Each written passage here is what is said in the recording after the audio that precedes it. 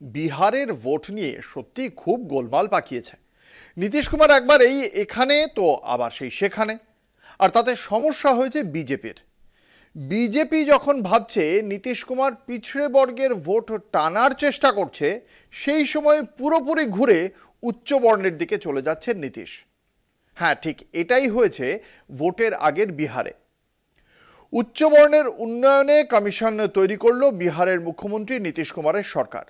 আগামী নভেম্বরেই বিহার বিধানসভা নির্বাচন। ফলে নির্বাচন আর জাতপাতের রাজনীতি মাথায় রেখেই এমন সিদ্ধান্ত নীতিশ প্রশাসনের, এরকমটাই মনে করছে রাজনৈতিক মহল। আবার অন্যদিকে 12 জন সাংসদ নিয়ে কেন্দ্রে বিজেপি সরকারের অন্যতম সহায় নীতিশের পার্টি জেডিইউ। আর বিহারে নীতিশকে সরকার চালাতে হয় বিজেপির ঘাড়ে ভর দিয়ে, কারণ আর কিছুই না। বিহারে বিজেপি জেডিইউ জোটে বিজেপির আসন সংখ্যা বেশি। তাই প্রশ্ন উঠছে, বিজেপির পাশে থাকা উচ্চবর্ণের ভোট ব্যাংককে কি এবার নিজের দিকে টানার চেষ্টা করছেন নীতিশ? তাহলে কি বিহারের রাজনীতিতে বিজেপিকে পেছনের সারিতে ঠেলে দিতেই এই সিদ্ধান্ত জেডিইউ সুপ্রিমোর? 2025 সালের বিধানসভা নির্বাচন যত এগোচ্ছে, রাজনীতির পারদ চড়ছে বিহারে।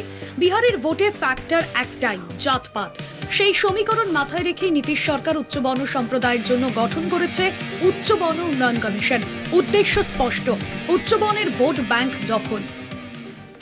কমিশনের চেয়ারম্যান বিজেপির প্রবীণ নেতা মহাচন্দ্র সিংহ, সহ চেয়ারম্যান জেডিইউর জাতীয় মুখপাত্র রাজীব রঞ্জন প্রসাদ। 3 বছরের মেয়াদে এই কমিশন কাজ করবে। উচ্চবর্ণ সম্প্রদায়ের জন্য উন্নয়নমূলক প্রকল্প ও তার বাস্তবায়নের দিকে নজর দেবে কমিশন।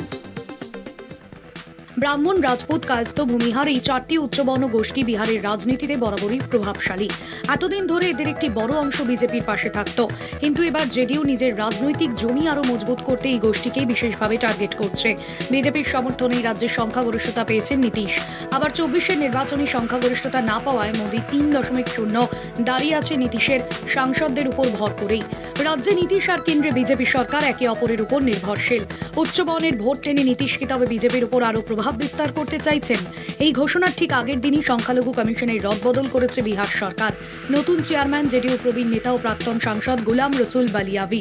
10 সদস্যের এই প্যানেল সংখ্যালঘুদের উন্নয়নের বিভিন্ন প্রকল্পে নজর দেবে। অর্থাৎ একদিকে মুসলিম ভোট, অন্যদিকে উচ্চবর্ণ, দুই দিকেই নজর নীতিশ সরকারের। বিহারে ভোট মানেই জাতভিত্তিক সমীকরণ।